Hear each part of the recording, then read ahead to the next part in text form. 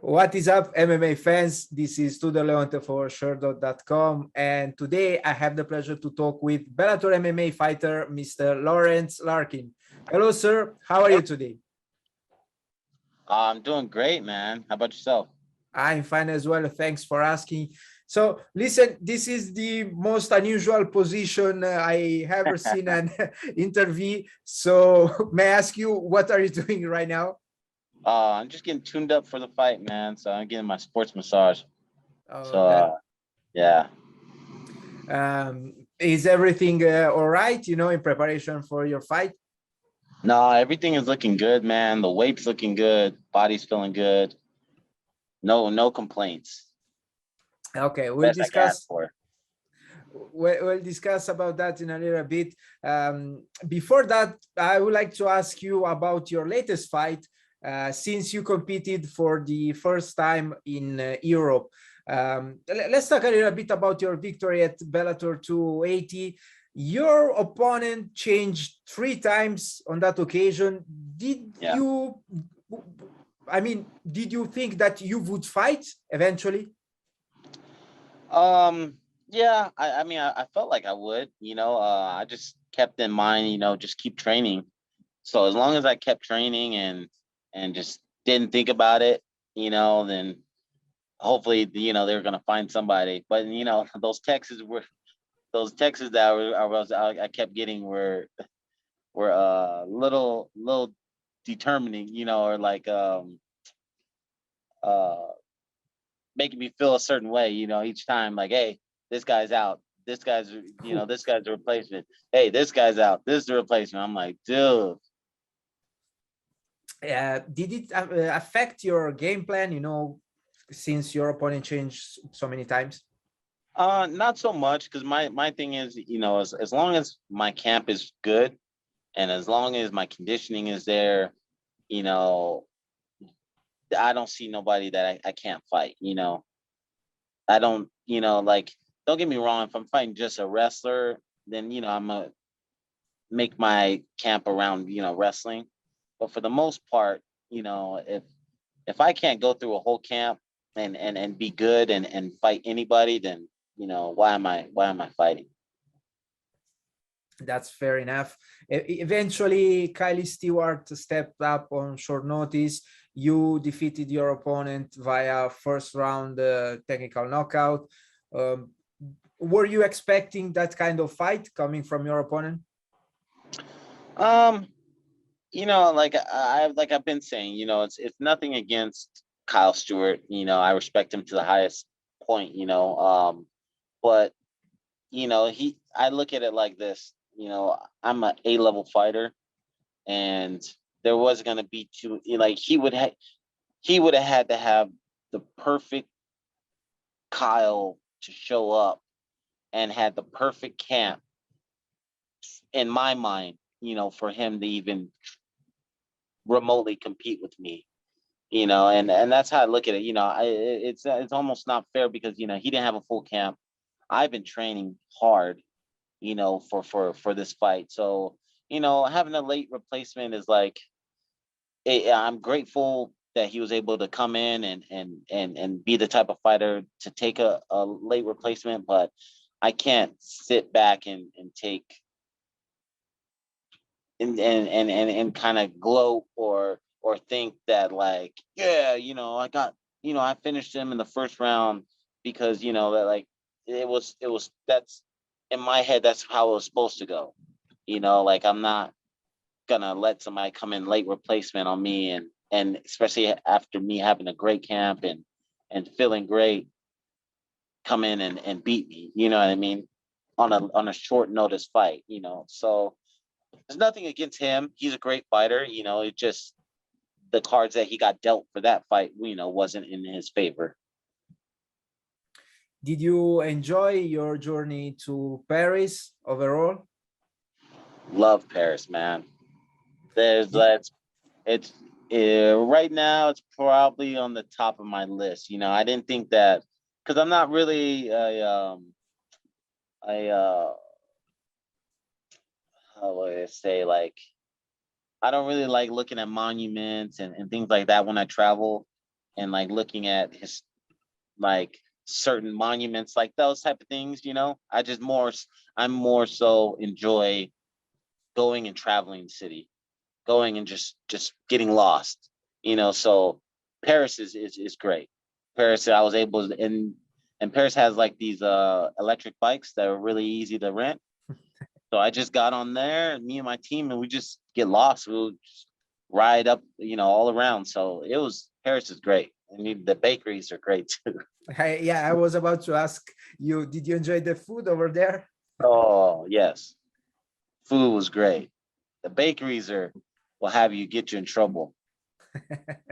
Well, I believe you tasted it after your weigh-ins on that occasion, and hopefully, I mean, European fans can hope to see you again competing in Europe, or perhaps in Italy next time. I know that Bellator is targeting Europe from time to time.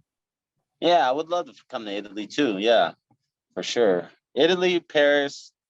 I don't mind. I don't mind fighting out of the country. I actually like it. It was your first time in almost a year. How come did you stay put for so long? You know what? That I've been always saying it for the past 7 years now, that I want to be more active. But it just never happened. The fights never were able to come. Like I would like to fight 3 times a year, but it just never happened that way. It's always been 2 times, 2 times. So with this time, I was just like, look, right after the fight, I was just like, when's the next time I can fight? I was trying to get a date before I even left Paris, and luckily a week, maybe 2 weeks later, I was able to get a date, so I was very happy about that. So, this time I'm trying to fight 3 times this year. You got a date indeed, since right now you're scheduled to face Mukhamed Berkhamov at Bellator 283 on Bellator the 22nd. Sorry, on July the 22nd. Are you still training at Millennia MMA, right? Yes. And who are some of your main sparring partners in preparation for this fight? Just the team. I guess the one that'll be noticeable, I always work with Jalen Turner, and he's on a crazy streak right now. But it's just the main guys at the gym. Nobody crazy. No big names. Just hungry guys. You right now are a veteran of the sport. I believe there is almost nothing that can surprise you. Have you changed anything in your training schedule recently, or have you already established your path, to prepare for these fights?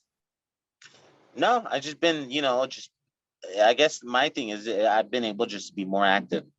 So I've been able to, right after this fight, keep training. Usually, I always know it's like 2 times a year. So I would fight in the beginning of the year, then I'll have like 4 months in between, maybe 5 months in between, then I would fight again at the end of the year. So this time I was just able to stay in the gym after the fight. After the fight, I think I took like a week off and then got back in the gym and just start lightly working and getting back into it. You're moving back to welterweight after spending some time at 185. How come did you pick up to switch divisions?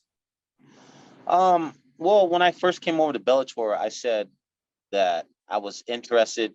Like I didn't want to be that fighter that just stays at a weight class. Like I'm open to exciting fights at 85, if they come, but I don't want to stay at 85. I think it gets to a certain extent to where the guys get really big, and I feel like I'm a big 70 pounder, but I'm not a big 85er, so if the fights are exciting, I'm down to make like if it's uh like a fan friendly type of fight, where the fans would like to see this fight and this fight at 85, and it's exciting for me, then yeah, I'm down to make fights like that happen. But I think my weight class is 170.